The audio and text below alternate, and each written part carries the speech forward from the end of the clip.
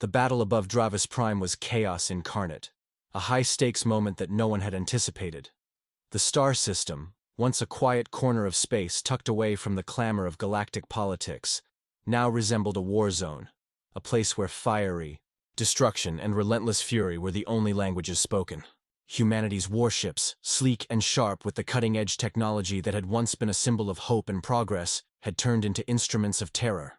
Their weapons, energy shields charged beyond normal thresholds, torpedoes with devastating yields, railguns capable of turning mountains into dust, wreaked havoc on everything in their path. The Reckoning, Earth's flagship, led the assault with brutal efficiency. Its massive hull, once pristine and gleaming, was now a blackened, smoking mass of scorched metal, every surface marked by the violent toll of battle. But despite the carnage, it pressed forward, tearing through enemy lines with merciless abandon. Alien cruisers, Echaron, Witresian, and more, cowered beneath the ferocity of humanity's strike. Ships twisted in space like paper caught in a windstorm, their shields flaring bright in desperation before they shattered like glass. Massive explosions erupted, sending debris careening through the void. The air, if one could call it that, in the vacuum of space, seemed to hum with the energy of 1,000 dying worlds. Every explosion was a song of finality, each collision a warning to those who had dared challenge the humans. The Galactic Council had never seen anything like it. The Terrans, humans, had always been considered a fringe species, chaotic and unpredictable. But beneath the veneer of diplomacy, they were a force to be reckoned with. And now, they had unleashed that force. No longer did they follow the strict regulations of galactic law, nor did they submit to the Council's wishes. They were operating under their own authority, their own power. Humanity had become a rogue force, casting aside the shackles of interstellar politics with cold, calculated vengeance. And as each moment passed, it became clear. The galaxy was about to learn exactly what happens when you push humanity too far. But why? Why did it come to this? It all started with the Council's dismissal of humanity's petition to access the Helion Rings, an enormous, resource-rich orbital zone that was critical to humanity's future expansion and survival. On paper, it seemed like a simple request. The Council had been in control of the rings for centuries, doling out access on their terms. But humanity had grown tired of being treated as a secondary power. The request itself wasn't unreasonable. It was based on logical, scientific principles. Humanity needed the rings for energy extraction, resource mining, and research. Without access to these vital resources, Earth's ever-expanding population would be pushed to the brink of collapse. The motion was submitted in good faith, with the hope that the Council would see reason. But instead of considering the humans' needs, the Council turned the request into a political maneuver, a test of dominance. The first refusal came swiftly. The motion was dismissed with the simple words, "Not in humanity's best interests." Earth's delegates tried again, hoping the first response was a misunderstanding, but the second denial was even more dismissive. The Council cited human volatility and unpredictable behavior as reasons for their rejection, though no evidence was ever provided. The humans had been waiting for a breakthrough, for recognition from the galactic powers that they had earned their place among them, and yet they were being treated as if their worth was negligible. The third refusal stung more than the first two, and it came with a cold, arrogant statement from Chancellor Iruval of the Threxari. "You are too young, too dangerous to be trusted with such resources." The words were a dagger in the heart of every human representative present. For centuries, humanity had struggled, had clawed their way from the ashes of their own self-destruction. And yet the Council, the great collective of galactic powers, saw them as little more than a threat. The humans had fought and bled to achieve this moment of relative peace, only to have it stolen from them by the very people who had sworn to protect the future of all species. But the final straw came in the form of a directive from the Council that humanity could not have anticipated, a decision that would set the entire galaxy on fire. Humanity's outpost on Lyra V, a peaceful scientific research station that had been operating for decades, was deemed an unnecessary installation by the Council's Oversight Committee. The reasoning was flimsy, but the order was crystal clear. The outpost was to be decommissioned immediately, all personnel removed, and the station destroyed. There was no warning, no negotiation, no opportunity to appeal. It was an act of utter disregard, one that shattered any remaining illusion of the Council's benevolence. But it wasn't the station's destruction that caused the firestorm. It was what happened afterward. The humans had tried to fight back diplomatically, but their calls went unanswered. In the end, the Council sent automated demolition fleets to dismantle Lyra V. And when the dust settled, the galaxy saw the result. 500 human lives, gone in an instant. The destruction wasn't just a strike against an outpost.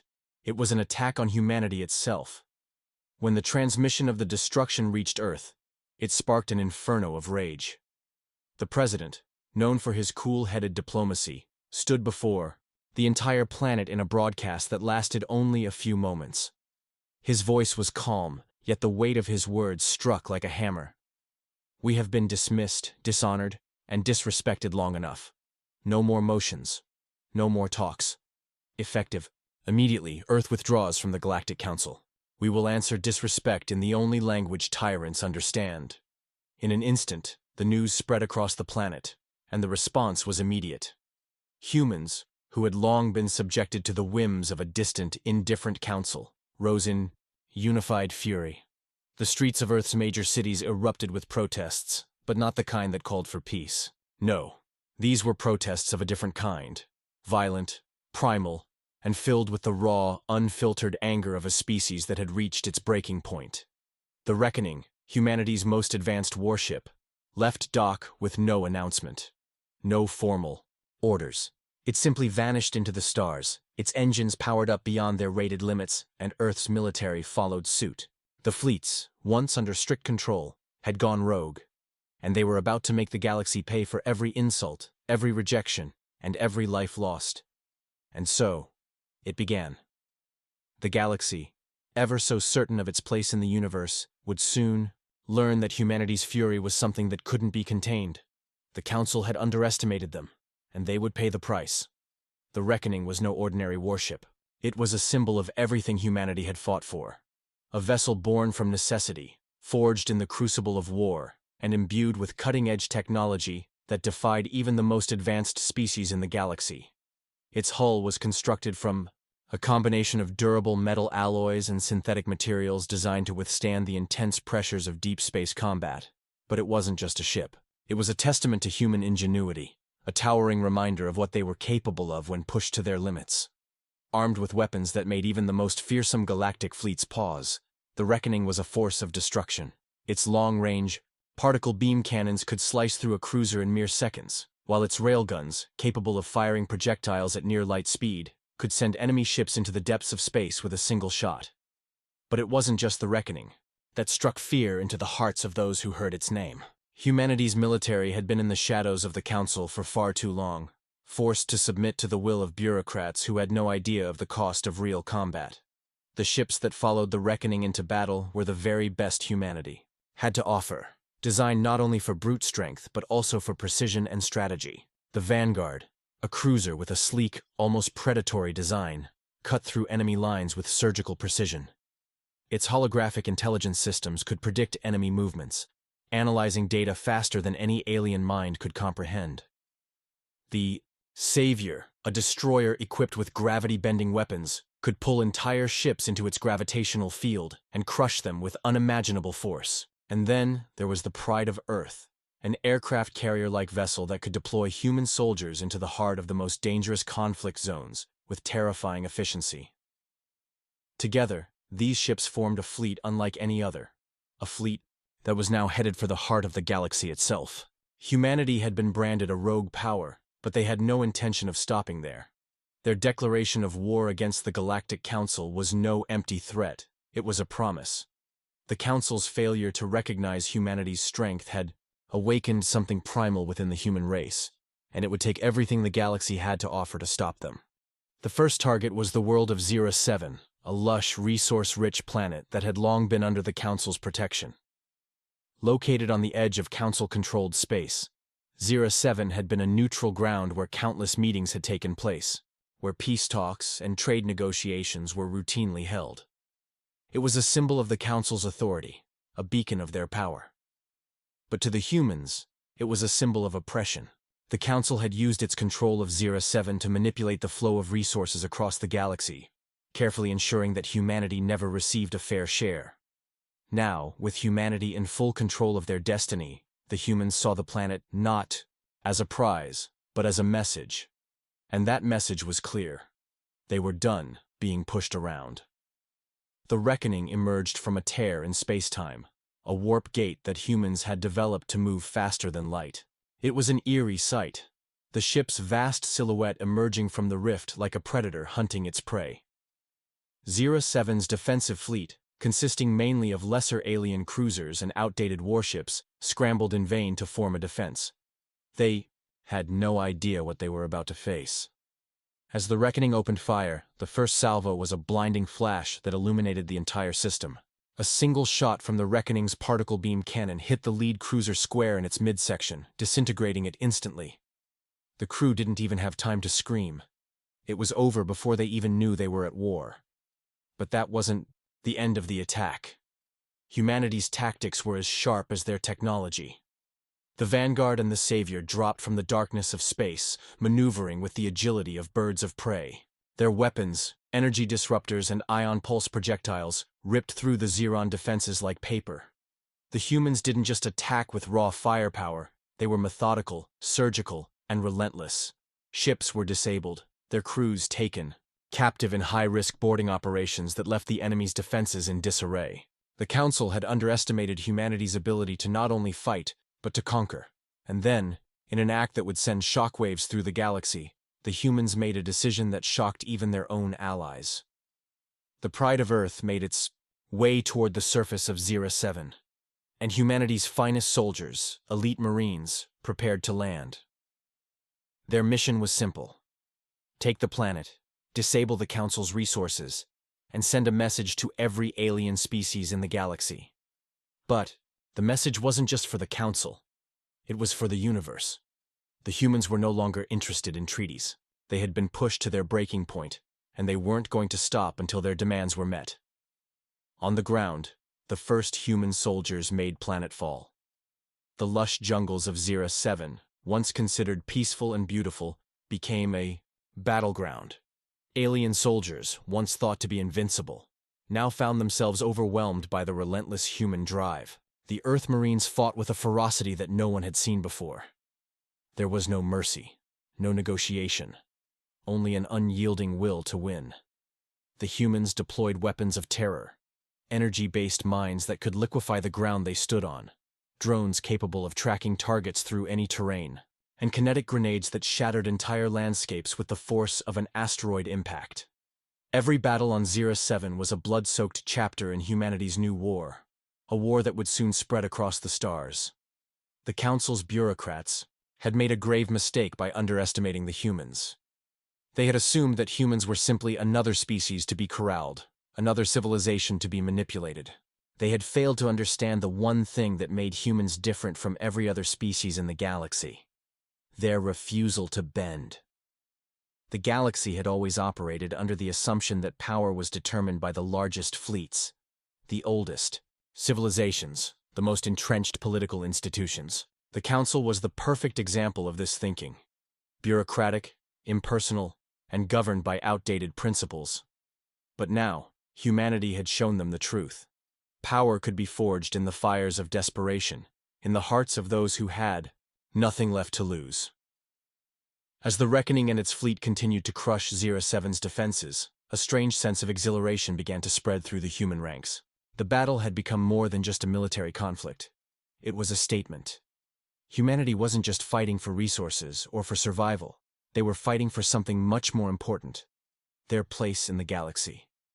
The rest of the universe was about to learn a painful truth. Humanity had been underestimated for the last time. 07 didn't just fall, it crumbled, and the galaxy watched in horror as every transmission from the once thriving Council colony turned into a silent, flickering screen. The message was received loud and clear.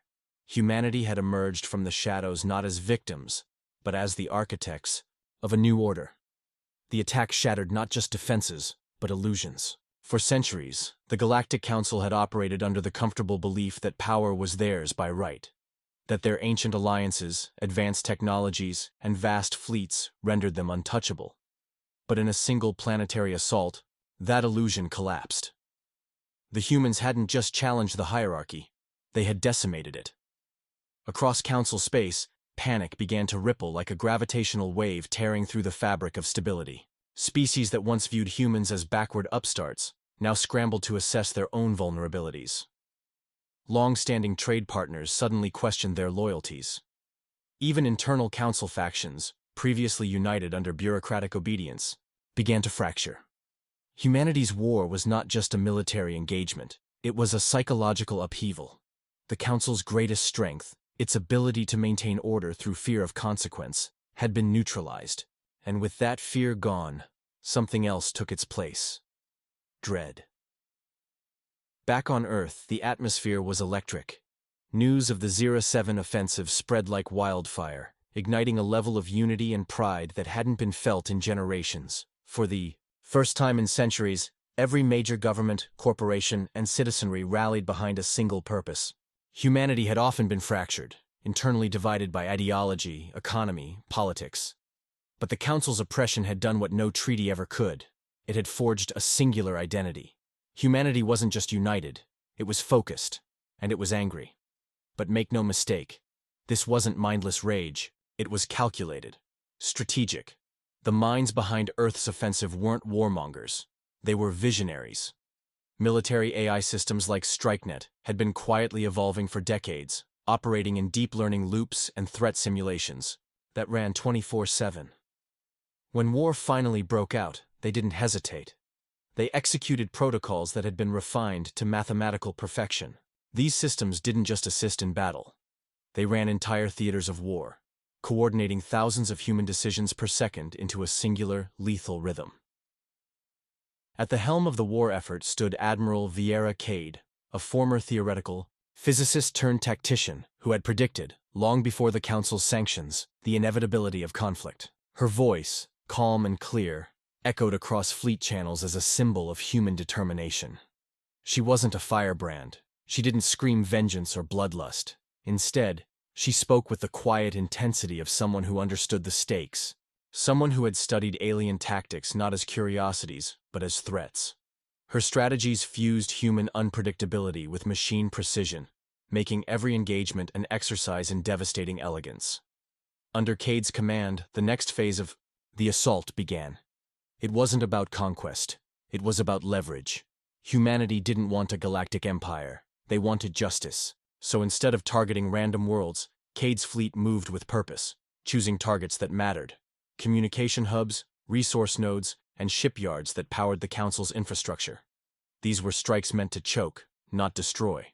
The goal was to cripple the Council's ability to retaliate, to hold their entire system hostage without firing a single shot more than necessary. And in doing so, they turned the galactic economy on its head. When the humans seized the Delanis, Relay, a crucial communications array orbiting a gas giant used by over 75 alien species, they didn't destroy it, they shut it off. The resulting chaos was immediate. Trade convoys vanished without coordination. Political alliances strained under the weight of misinformation. And most importantly, the Council lost control over the narrative. For the first time, the truth was being broadcast unfiltered.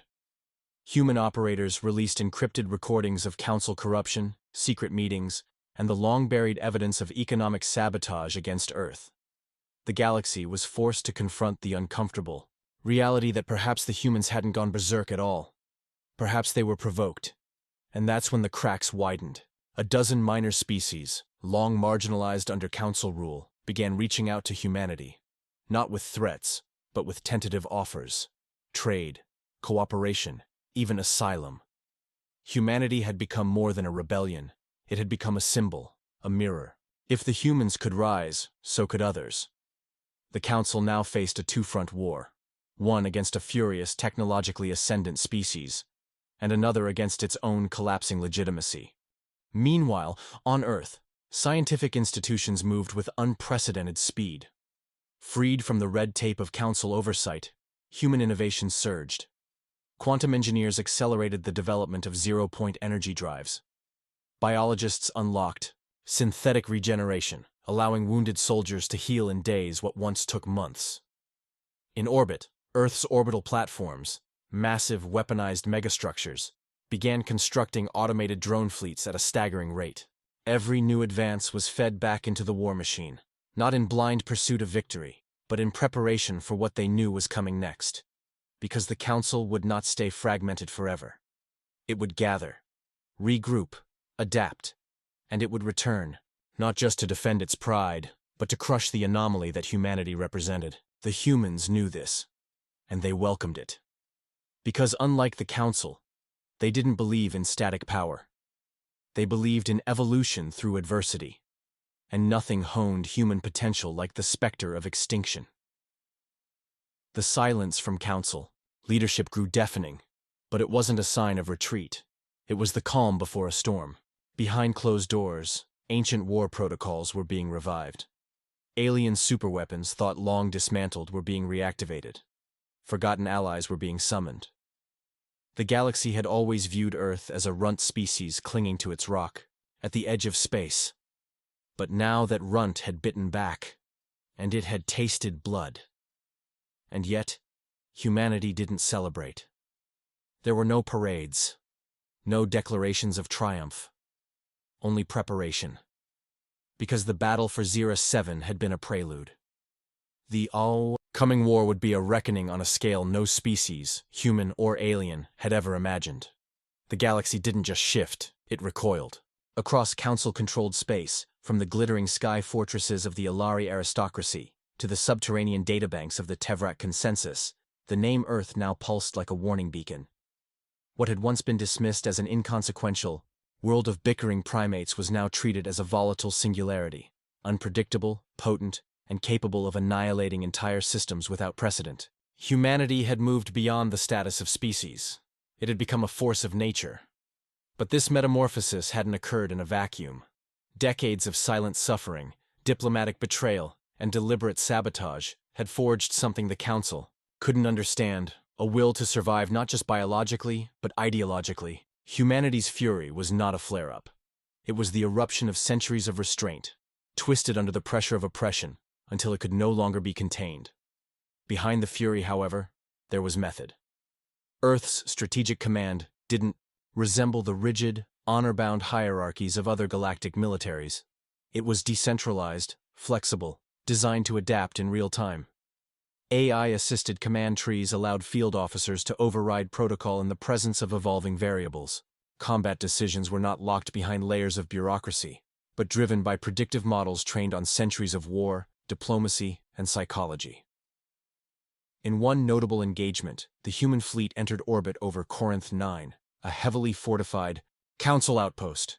Instead of unleashing the full might of their orbital cannons, the humans deployed a psychological operation. They hacked into the planetary broadcast system, displaying real-time footage of Zera 7's obliteration, overlaying it with intercepted Council communiques detailing plans to exploit Corinth's natural resources by forcibly relocating the native population. The result wasn't panic, it was mutiny.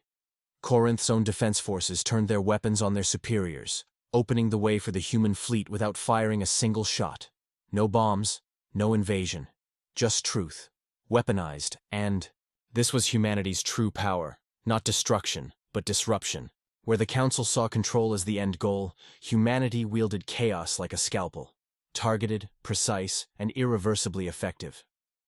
Back on Earth, society itself had begun to evolve.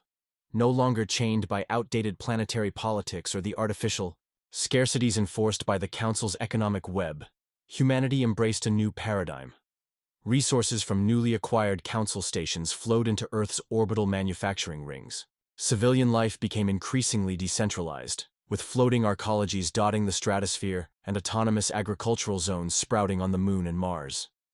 Cities evolved into vertical biocores, self-sustaining hubs that blended technology, ecology, and resilience. The goal wasn't just expansion, it was permanence. Humanity wasn't racing into space for conquest. They were building to endure. And yet, the pressure kept mounting. For every success, there came consequences. The Council, though wounded, had not been idle. Deep within the galactic core, ancient protocols had been reawakened. Project Varnix, one of the oldest and most forbidden weapons ever designed by the original Council founders. Thought to be a myth, Varnix was an AI-driven stellar core destabilizer, capable of turning entire suns into gamma death lances. It was the nuclear deterrent of the galaxy, so devastating that its mere activation required a unanimous vote from all high species. That vote had been cast. Humanity's defiance had pushed them to that brink, and they intended to make an example of Sol. The plan was leaked by an anonymous source, believed to be a dissenter within the Council itself, who had watched the unfolding events with growing unease. Humanity was no longer seen as a problem to manage, but a plague to erase. Varnix was to be deployed via wormhole relay, delivering its payload directly into the heart of the solar system.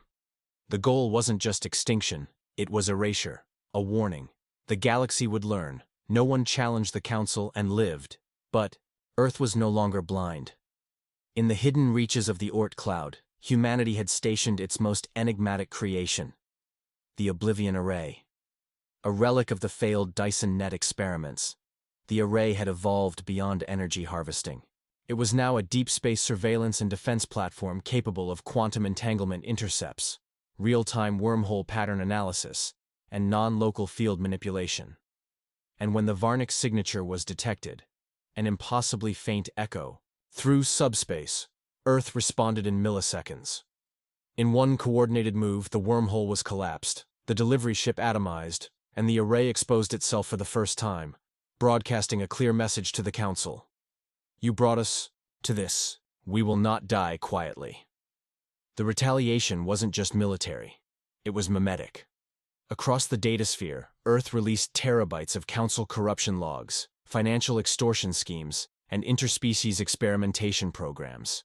Billions across the galaxy watched as their leadership was unmasked in the most public, brutal, and undeniable way possible. The Council's credibility didn't just fracture, it disintegrated. Council worlds erupted in rebellion.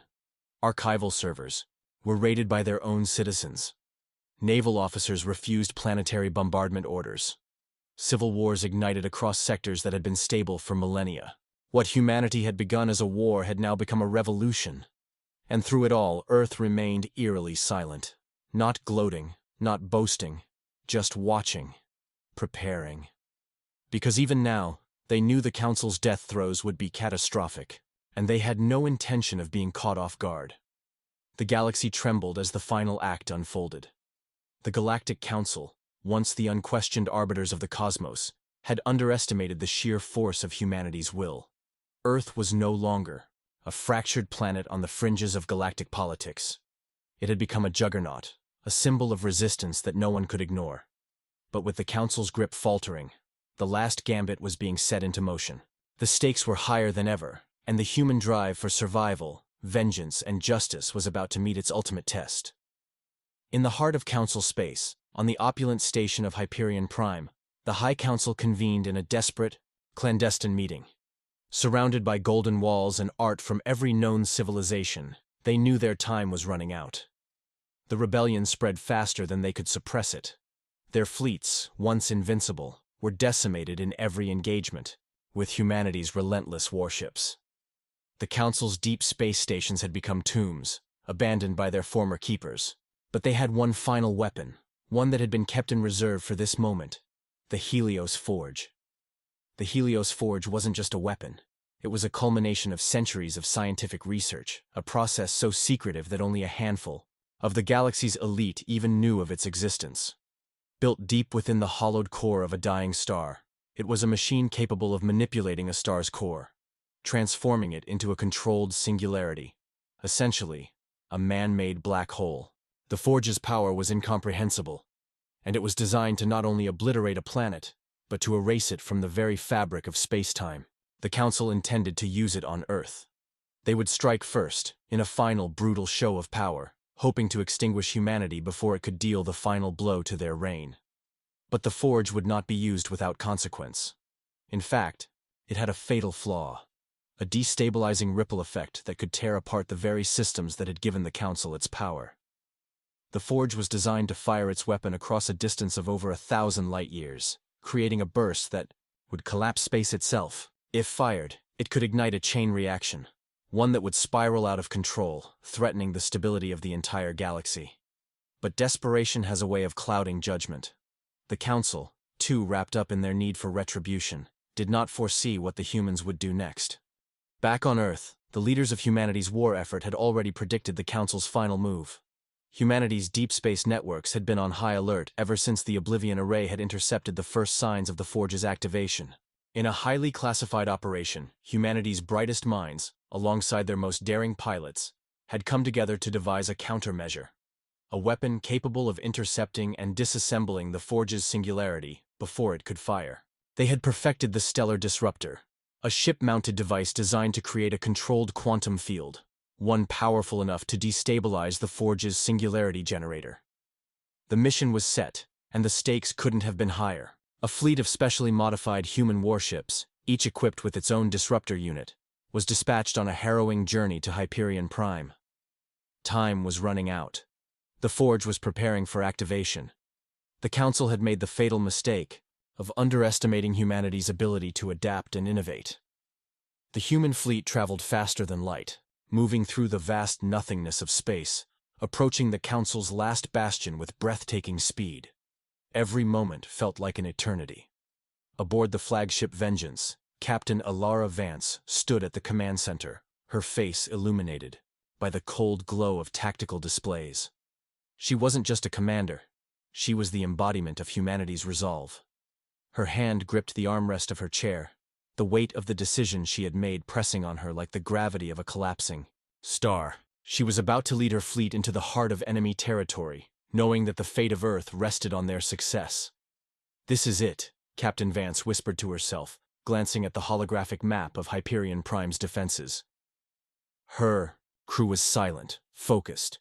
The operation had to be flawless. They would face overwhelming odds, but this wasn't a battle for survival. It was a battle for justice, for freedom, for the future of humanity. As the fleet closed in on their target, the Council initiated its final countdown. The Helios Forge's core began to pulse, the energy readings spiking in every corner of the station. Hyperion Prime's defensive shields were at full power, and the station's formidable fleet of warships began to mobilize. But humanity wasn't just fighting to destroy a weapon. They were fighting for the very soul of their species. Fighting to show that no matter how dark the galaxy became, humanity would not bow down to anyone. The first volley of laser fire came in blinding streaks of energy, cutting through the void. Human warships responded in kind, launching devastating plasma torpedoes that rippled through the defenses. Space itself seemed to shudder as both sides exchanged fire, a ballet of destruction in the cold emptiness of space. But in the chaos of battle, Captain Vance held her ground, her mind focused on the singular mission, to reach the Forge and disable it before the Council could pull the trigger. The Vengeance surged forward, flanked by its comrades, its engines roaring with untapped power. As they closed in on the Forge's location, a series of shockwaves sent the human ships reeling. Hyperion Prime's defenses had underestimated the speed and firepower of the human fleet, but the Forge's destabilizing field was beginning to ripple outward, pushing against the fabric of reality itself. The singularity was almost ready to fire. With only seconds remaining, Captain Vance's voice rang out across the comms, sharp and commanding. "Initiate the disruptor sequence, now!" The flagship deployed the stellar disruptor, and a pulse of energy shot out from its core. The effect was immediate. Hyperion Prime's shields flickered, then faltered. A piercing scream of static filled the comms as the Forge's singularity began to collapse on itself, destabilizing. The human fleet had done it. Against all odds, they had neutralized the weapon. But the battle wasn't over. In one final, desperate act, the Council's remaining fleet engaged in a suicidal attack, launching everything they had left in a vain attempt to halt humanity's victory. The human ships fought with the tenacity of a species that had been pushed to the brink, overcoming wave after wave of enemy fighters and capital ships. The battle was long, brutal, but in the end, the Council's forces were shattered. The Oblivion Array had been activated once more, broadcasting a final message to the galaxy. Humanity had won. The battle had been won, but the war had not yet ended. The Council had been defeated, but the galaxy would never be the same again. Earth had shown the universe that humanity was not to be underestimated. It had gone from a single planet struggling for survival to the vanguard of a new age, a time when no empire, no government, No power could ever again suppress the will of humanity. As Captain Vance stood on the deck of the Vengeance, looking out at the stars, she knew that this was just the beginning. The universe was vast, full of wonders and dangers, but humanity's place in it had been cemented. Earth had no intention of retreating into obscurity ever again. The galaxy had witnessed the fury of humanity. And now it would learn that this was just the first chapter of an even greater story. This isn't the end. It's only the beginning. If you enjoyed this epic journey, don't forget to like, share, and comment below. Let us know your thoughts on humanity's rise and what you think will happen next. And make sure to check out more intense stories here on HFY Chronicles for the most mind-blowing space adventures.